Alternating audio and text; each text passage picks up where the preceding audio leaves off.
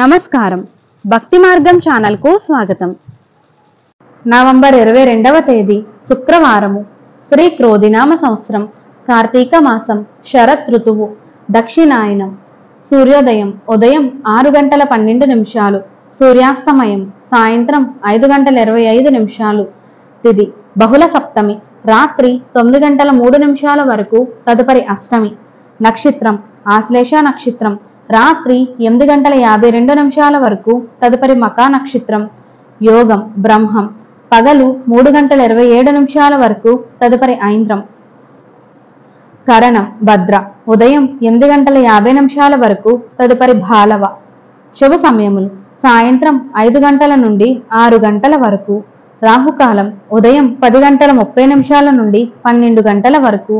యమగండం మధ్యాహ్నం 3 గంటల నుండి 4:30 వరకు.